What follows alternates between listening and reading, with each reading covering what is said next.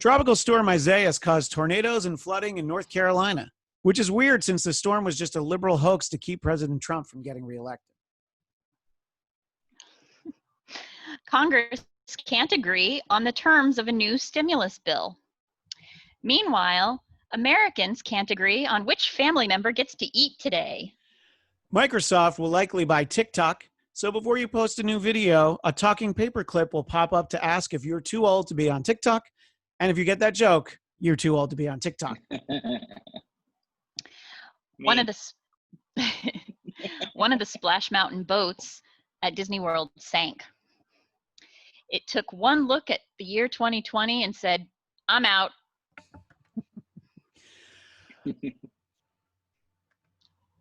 And finally, following the death of Herman Cain, Ben Carson was trending on Twitter because people mix them up. That's right. They're the right-wing political version of Bill Paxton and Bill Pullman. The Trump Report starts now. Welcome, everyone. I'm Christian Bladt, joined by the wonderful and wonderfully funny as well, Tamra Brown. Hi, Tamra. How are you?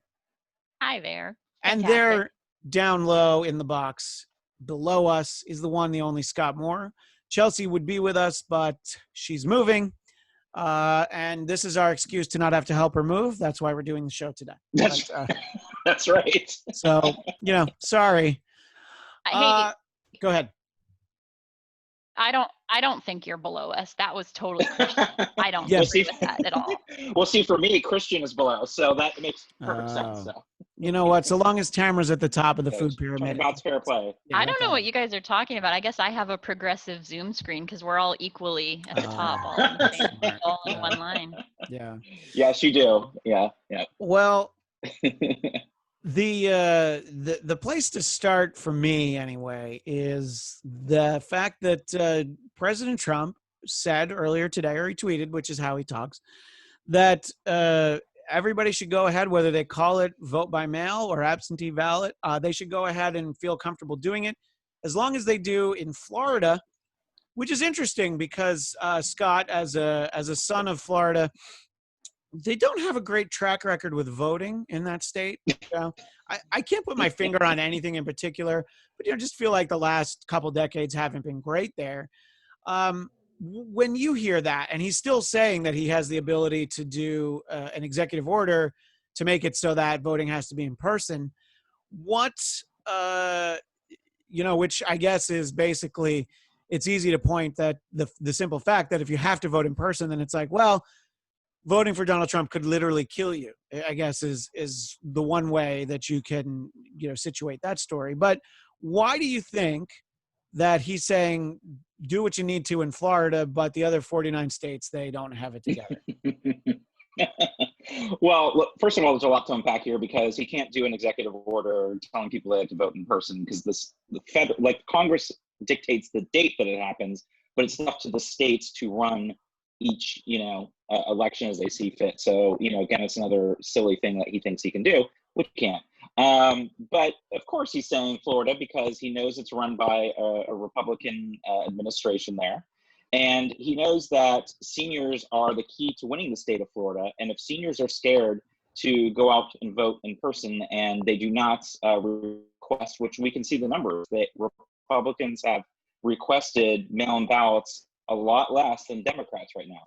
So he knows that if he does not win Florida, he's done, regardless if he was able to pick off Pennsylvania, Wisconsin, and Michigan again, which he likely won't either. But even if he picked up his 3 and won everything else and he lost Florida, he would lose the election. So he knows how crucial it is to get that senior vote out and make sure that if they're not going to be able to vote in person, that they request mail ballots. So of course, that's why I said it. Well, yeah, I mean, I think the legality of the executive order is certainly hotly contested by only him, really. I think everybody else is like, no, you can't do that. And, this all stems from about a week ago, not even a full week ago, but, before the weekend, saying the idea that maybe we should move the election. And Tamra, that his standing has eroded within his own party when very quickly, even, Mitch McConnell's like, yeah, no, we're definitely not going to do that. We're not going to move the election. Like nobody even left the door open to say like, well, maybe. Do you think that where do you think he would like to move the election to if it doesn't happen on November 3rd? Mar-a-Lago. But if he He can move wants it on, to move. if he wants to move He the would date, move the what do you think would be the ideal date for him to move it to? Let's see, a date set up. I don't know. Maybe There's no. maybe February 29th, 2021, because there won't be a February 29th next year. So he's like, yeah, that's a great day for it. There we go. That makes sense. Yeah. Except Nancy Pelosi becomes president for that time period. So I would say January 19th. Because if it's January 19th and everything's in chaos, he thinks he can just get, take the oath again on January 20th. Because like we talked about, you cannot change the dates constitutionally of when a presidential and vice presidential term ends. It ends January 20th at noon, regardless. And there is no way that that's ever going to change. It's not even just Congress. It has to be ratified by 3/4 of the states and put in as a constitutional amendment. So that date is not changing. So therefore, if the election is not decided and the electors have not officially validated the election, then Nancy Pelosi becomes president on January 20th. So Really? That's the chain? Well, she's third. Yeah, because she's third in command. Yeah. So if they have not officially, yeah. So if Trump and Pence are no longer president and you don't have the next one, so there's two. So that's a two-part question for you, Tamra. One, does that sound so bad to you, President Nancy Pelosi? Sure doesn't. Not to me. I'm in the minority, I suppose, of saying that because what a divisive figure. But that's interesting to me. I didn't realize that she was third heir to the throne. Yep. Yeah, and then but due to some weird bookkeeping in 2020, fourth is Kanye. So if I was gonna say Prince Harry. No, He's Prince now in the United States. Yeah, Prince Harry's like eighth. Yeah. So, but in terms of the big picture, do you think Tamra he'll be able to the president will be able to accomplish what he wants by saying all of this?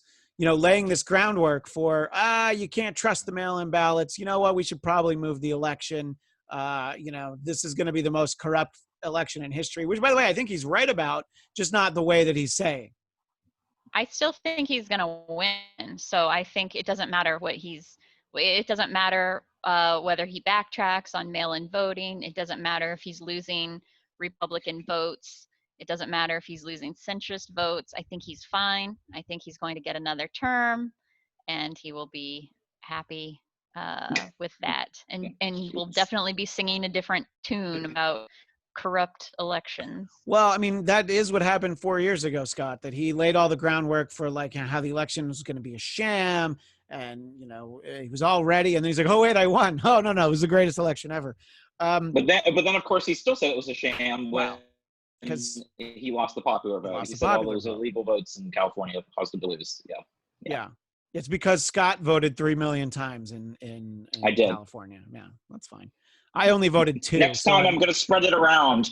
Next time I'm not going to just in California. I'm going to go. You're going to be very busy. You're going to be like in Indiana Jones when they have the little red dot traveling around the world. Scott's going to be going to all 50 states.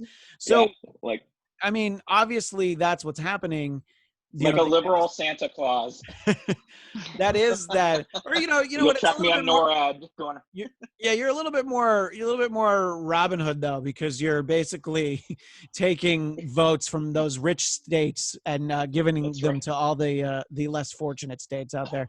How effective do you think that this can be? There's obviously your hope for the fact that people don't listen to it, but when you've got 3 full months, almost to the day until election day, and it's a little bit less. It's like 89 days. I haven't quite counted it. But it is. It's 3 months to the day, basically, if you put it on, because it's Tuesday and it's August 4th. So, So 3 months to the day of banging that drum about how it's a sham. How much do you think that that's going to help when, voting numbers start to come in, probably about a week after election day when we finally, start to have a number for how people voted?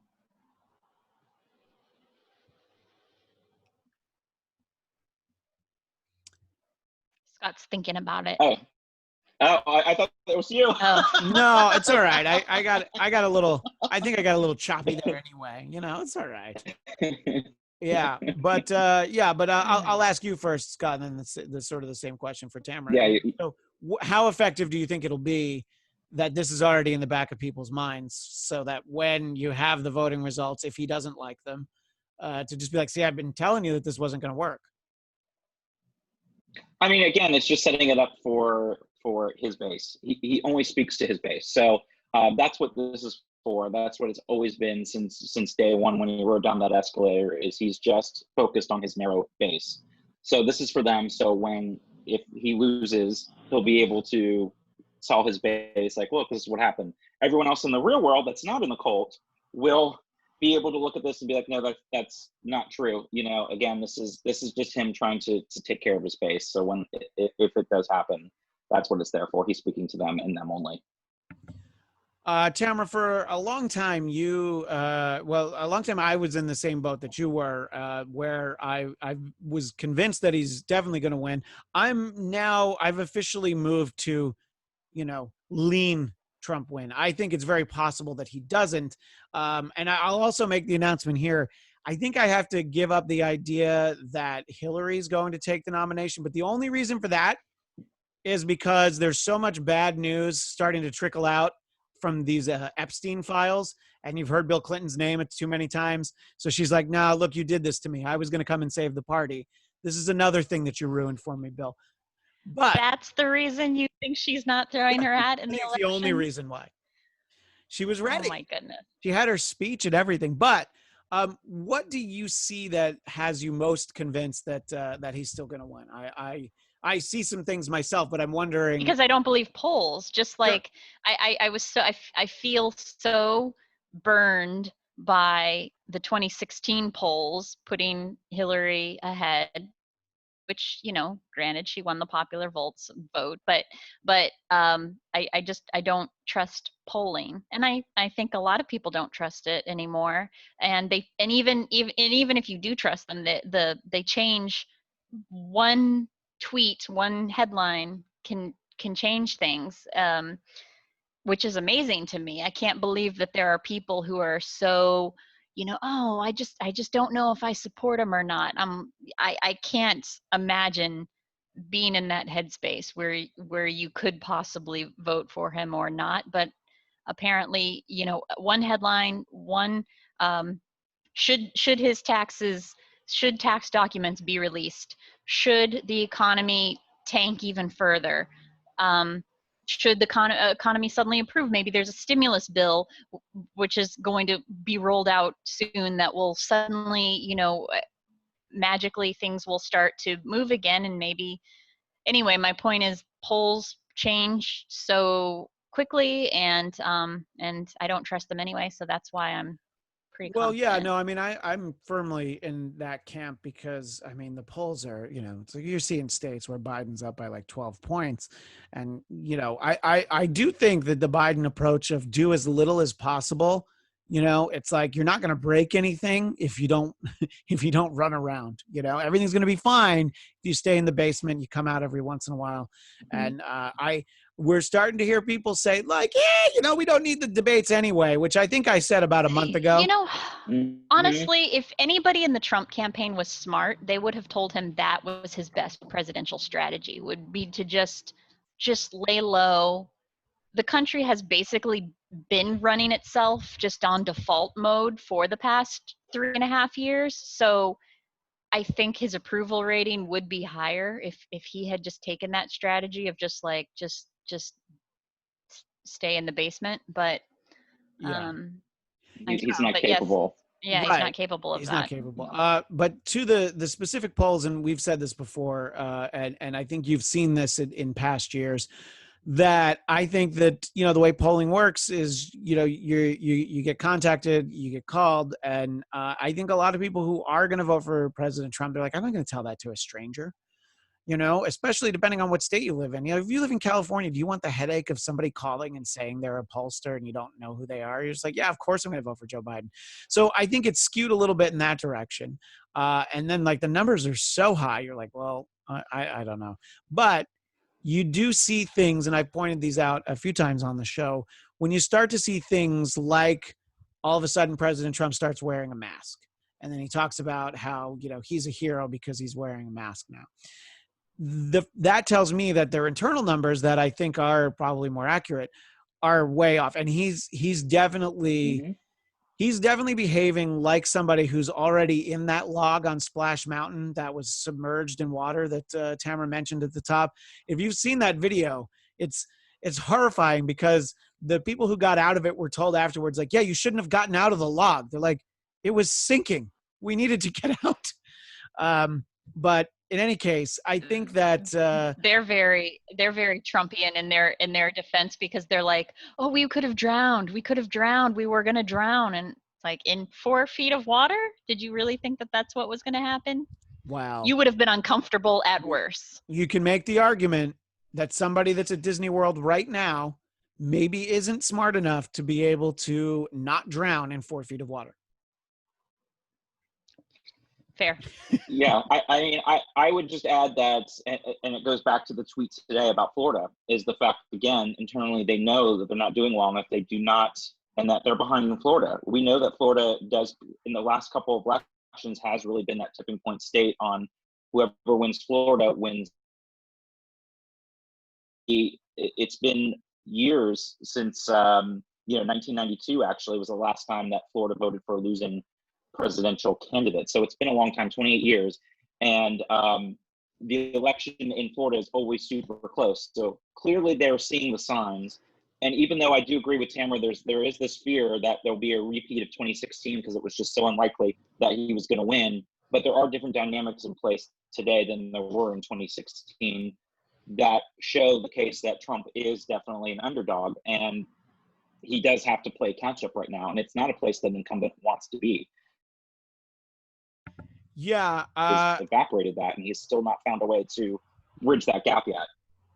Yeah, no, I definitely can see all that, but I can also still see, people who have 3 more months or even 2 and change to make up their mind.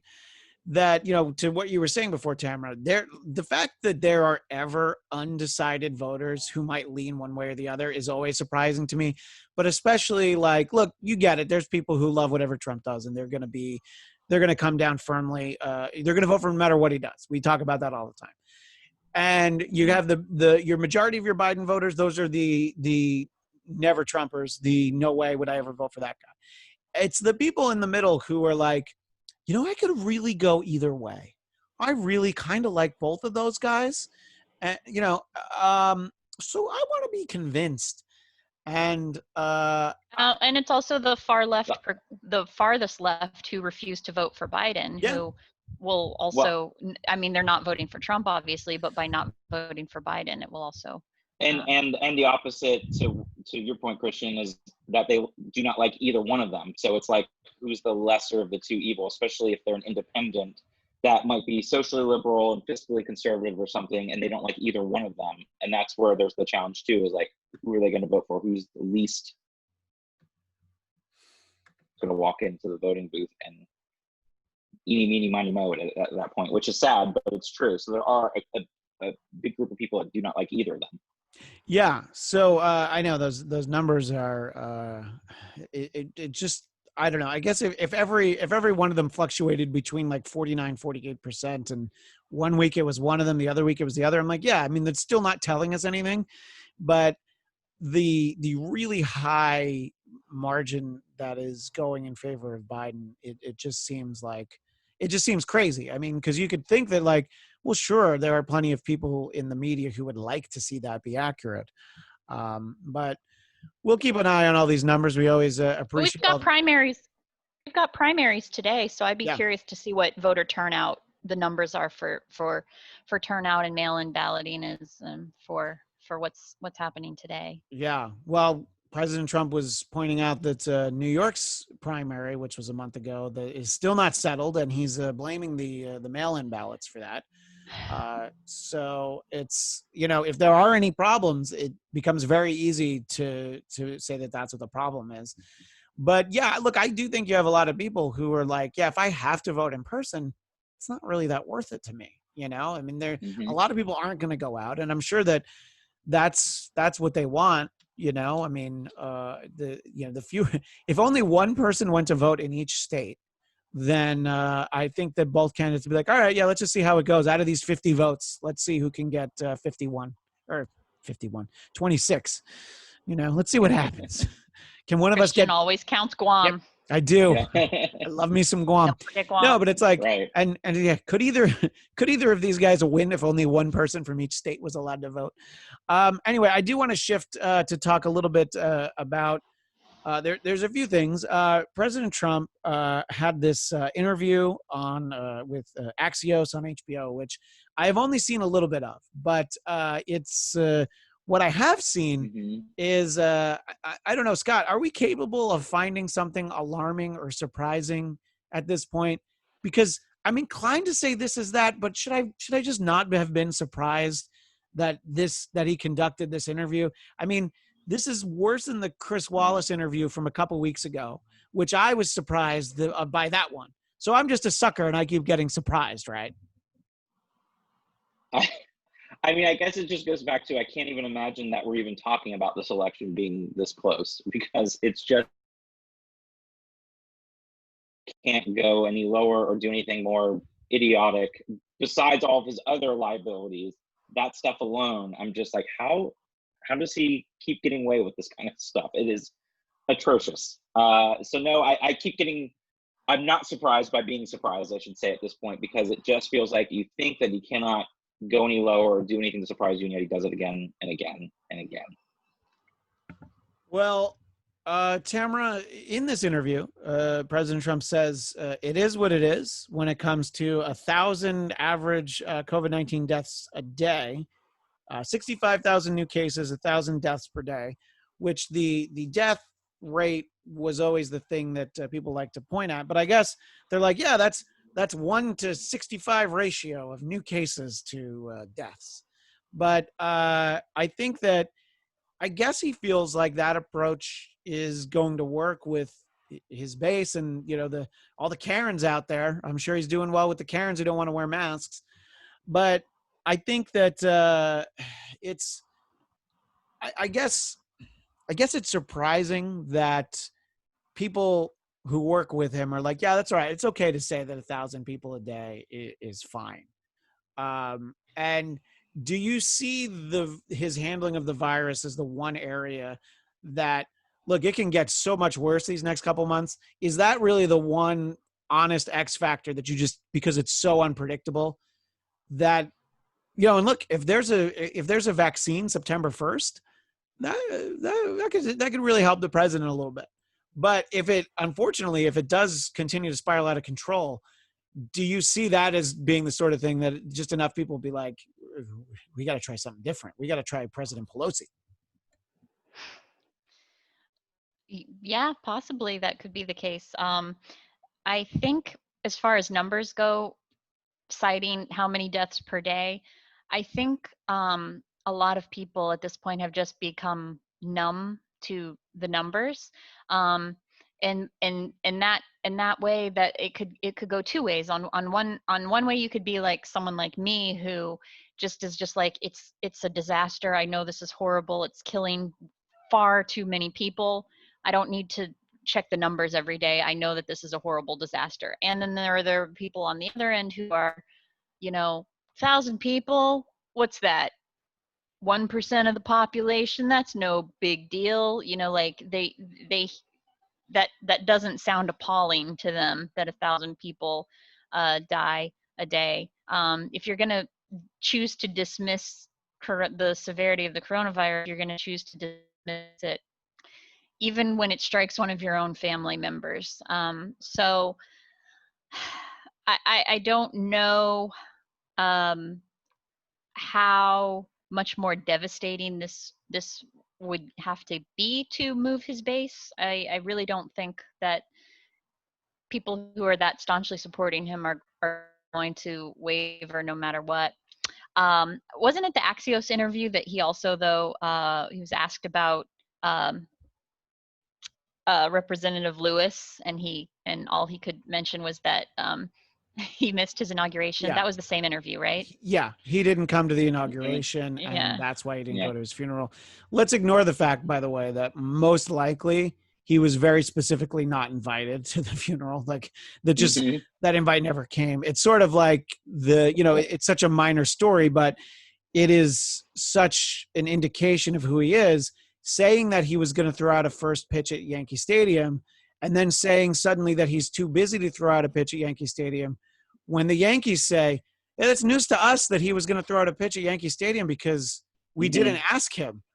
And, it's because Fauci got to throw out that pitch at the Washington Nationals game, which, by the way, not a good arm. I really hope he's a better doctor than he I really hope, because the memes and the comments that went around, just be like, see, look, this guy sucks at everything. So I mean, that's what your favorite. So the baseball season is imploding on itself, and it's going to end before Trump would have an opportunity to throw out a pinch anyway. Well, yeah, I mean, look, if the Marlins could have stayed out of a strip club and the Cardinals could have stayed out of a casino, it might be a little bit manageable. But see, if it's only the Marlins, I think people will be like, yeah, we'll still play. It'll be all right. We'll figure out how 29 teams can play. We'll give some bye weeks here and there. We don't need the Marlins. Those games weren't competitive anyway. But I mean, it's I don't know. It's but so to the point about John Lewis, so he said that, but then he also pointed out, President Trump did, that no one has done more for Black Americans than he has. For Black people. Mm-hmm. Yeah, and Tamra, I mean, we can't even argue with that. I mean, obviously, he just doesn't get the credit for the way that President Trump has united Black Americans, in the sense that I think it's now 92% voting against President Trump. So he's really done a great job to unify. He's a uniter, not a divider. He has really brought the Black community together in having him be something that they can vote against. So in that respect, I guess he is a little bit right. I want to talk about no, it's all right. There's not much to say there. I wanted to talk about, can you imagine if we had the reality show of Kellyanne Conway's house? So we get George Conway and their daughter, Claudia, who tweeted out, I think earlier today, that President Trump is a fucking idiot. So you're like ganging up on your mom's boss with your dad. I'm just like, that's way more interesting than that reality show that Gene Simmons or Hulk Hogan used to do. I want this show. This is the show I want to see. We follow Kellyanne around at the White House, and then we see while the rest of her family's trying to sabotage her job. But it's an interesting point, because what she's responding to is this argument that President Trump has made many times, that the reason why the numbers are up is because we're testing so many people. So, Tamra, again, if we stopped doing any tests, then we wouldn't have any new cases. Tell me that that's wrong. That is correct. And yet we don't have enough testing. Yeah. So the numbers could be even higher if we if we had the capacity to test, everybody. But yeah, I suppose that is a point. Yeah. And Scott, when it comes to this idea about opening the schools, there was a photo that was making the rounds a lot earlier today from a hallway in rural Georgia of just a very crowded. I think it was a high school. It was high school students. I think 3 kids had masks on, and I think that I am going to make a generalization based on gender.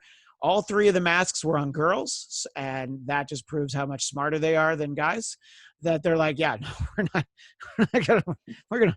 And I don't know, when you see that, you can be like, okay, wow, that's a lot of kids crammed into a small space. What always bothers me, one, yes, the visual is very concerning, but just how many people will immediately comment like, oh, can't wait till, 14 days from now when all those kids are sick. And I always say the same thing. Is like, no, I don't want them to be sick. Like, you shouldn't be excited at the idea that you're right. You're right that these kids are going to get sick. Like, it would be great to be proven like, hey, look at that. That worked out pretty well. Now, unfortunately, in that county, the day before school opened, you already had football players who tested positive for it. So you already had your positive tests before that. Mm-hmm. And so what do you think about sort of this thing about how people want to be so right about how deadly the disease is that they feel like people who are maybe on the wrong side of it actually deserve to be punished, especially when it's kids who's like, if your parent says you have to go to school, you're going to go to school. You're not going to be like, well, no, I'm going to stay home and hold my breath. If your parents are sending you to school, you have to figure, all right, I'm going to go to school. Right. It's an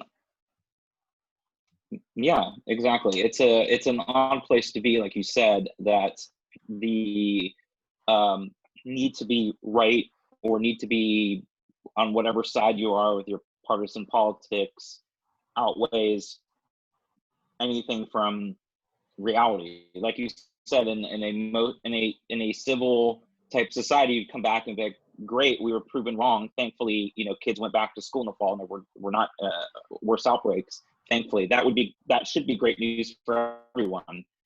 And on the other side of it, if schools reopened and we realize that they are, transmitting the virus to not only the kids that may be asymptomatic, but they're spreading to teachers, support staff, administration, and bringing it back home to their families, that people that were aggressively supporting reopening schools would go on that side and say, look, we were wrong. We thought that, we could open it safely with kids. Let's, bring this back. But unfortunately, we're in an era now where you're right no matter what. And we see that with Trump every day, that he can never admit that he's ever been wrong on anything. And that is not the way you want to handle literally life and death situations. And it's really kind of disgraceful to think that we've gotten to this point that outweighs real life and death and real working together to find solutions that could benefit everybody. So.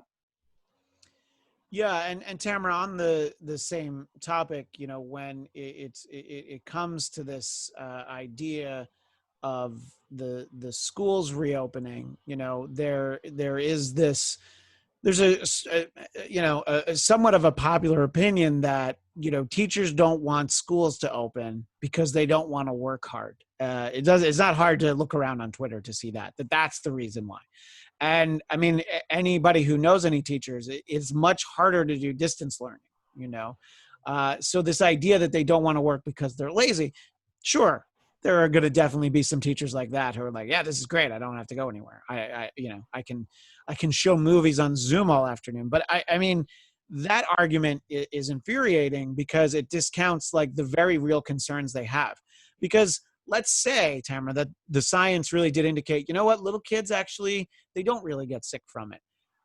But that doesn't mean that everyone in the school, all the adults, can't, still get sick. So what do you think about the way that teachers are being vilified, and not nationwide, not everywhere, but in some corners, there's this very vocal minority, which, I guess we live in the age of the vocal minority. What do you think I sort of mean, about this? teachers are always, they always get I feel like teachers get criticized no matter what. They get they get the parents that are the type of parents where their children do no wrong are also the same parents that are going to criticize the teacher. I hadn't heard those that there was people claiming that teachers are lazy, but they're really stuck between a rock and a hard place because, yeah, it's dangerous to go into the classroom, but it's also requires so much more work to try to figure out a virtual classroom where this is something that, has a learning curve for everybody, let alone, maybe like an older teacher that may not be so tech savvy, you know, plus throw into mix, kids who are left to their own to their own devices, so to speak, where, you know, they may not show up just because nobody's making them. And then, you know, parents, a teacher friend of mine said how many students of hers, the parent is going to be like, no, you're my babysitter, you're not going to virtual school. You know, and it's just, as far as school, I feel like there's just no right answer. There's just no right answer. The closest thing to a right answer is outdoor.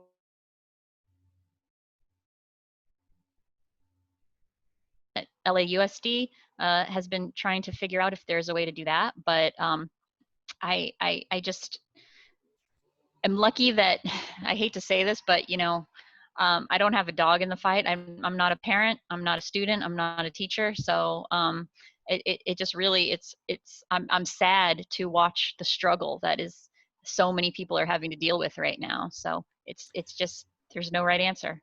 Yeah, no, and I mean, I think that you know, there have been a number of approaches nationwide. This approach in Georgia was not the most popular that you came across, of just like, yeah, we're just going to be open, but that's what's been mandated in Florida and some other places.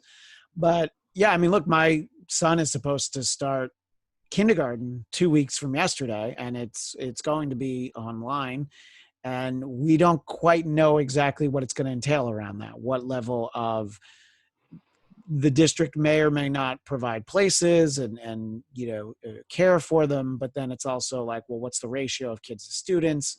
And you know, anybody who has looked into, you know, what it might cost to have somebody just basically sit next to a kid while they do their computer work, it begs the question of like, what are you going to learn on distance learning kindergarten anyway? You know, I mean, shouldn't I just do what my parents did and put on Sesame Street and just leave them in front of the Yeah, TV? that is Mhm. distance learning kindergarten. Yeah, Sesame Street, Mr. Rogers.